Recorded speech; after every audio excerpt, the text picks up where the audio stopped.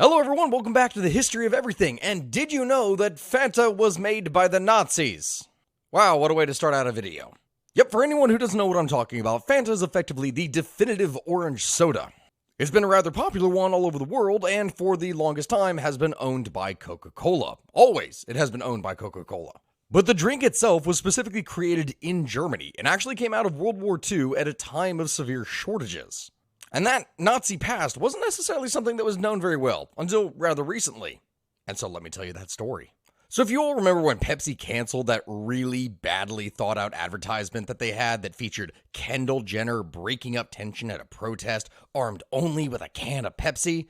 Yeah, Fanta had its own kind of foot and mouth moment when it publicized its Nazi origins back in 2015 when it had an ad that marked its 75th birthday. You see, in the advertisement, the narrator explains how the smart people at Coca-Cola invented Fanta in Germany because there was a shortage of ingredients needed to make Coke, making, of course, no mention of the fact that the ingredients were scarce because the Allies had embargoed Nazi Germany, naturally. The narrator then went on to say that they were celebrating the 75th anniversary by bringing back the feelings of the good old days. Holy crap, the good old days of World War II in Nazi Germany. Yeah, of course they had to get a spokeswoman to tell people that, the advertisement wasn't necessarily referring back to the 1940s. We just wanted to remind our consumers of their childhood.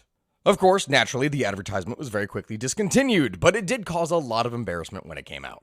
Overall, it was a rather simple affair, but what is the story of Fanta then? In order to know Fanta, you have to understand the story of Coca-Cola. Coca-Cola, which was gaining a lot of popularity in Germany in the pre-war years leading up to World War II. Between 1933 and 1939, the numbers of crates of Coke that were sold in Nazi Germany rose from about 100,000 to 4.5 million per year, and 50 factories were built in order to meet demand.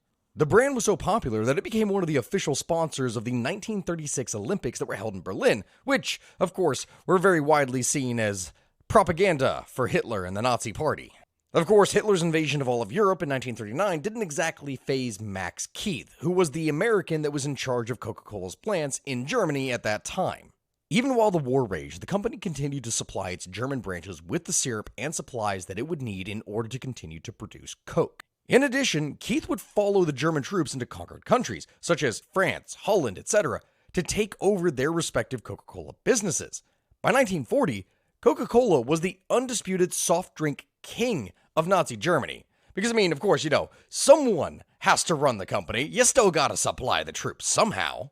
But then, on December 7th, 1941, Japan bombed Pearl Harbor. Because the US's entry into World War II now meant that American companies needed to stop doing business with America's enemies that were, fighting it. So Coca-Cola headquarters in Atlanta cuts off all communication with Keith in Germany and halts the export of Coca-Cola's 7X flavoring, that long mythicized syrup. The German branch was on the verge of going flat at this point. Okay, I'm sorry. I know that was an awful pun. I get it. All right, shit, I can feel the dislikes happening right now. But the short of it in the end was that Keith could not make any Coke, and at any given point, the Nazi government could potentially just seize Coca-Cola out from under him, and he didn't want that.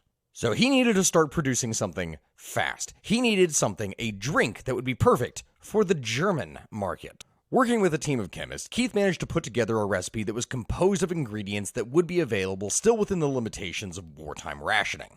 It was basically made from the leftovers of other food industries, stuff that otherwise would have completely gone to waste. We're talking fruit shavings, apple fibers, pulp, beet sugar, and whey, which is the liquid that remains after milk has been curdled and strained during cheese production. It's literally leftover milk water. Doesn't exactly sound appealing, so in order to find a name, something that would fit it very well, Keith told his team to use their imagination. What they came up with was Fanta, which was short for the German word for fantasy, because, you really had to use your imagination when it came to this drink.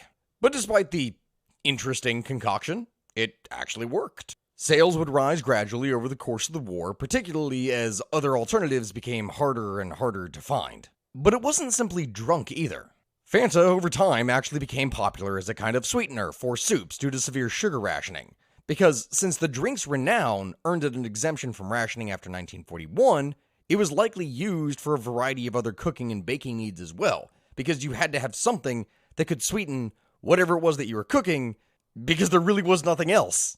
But of course, that all being said, we know how the story kind of plays out.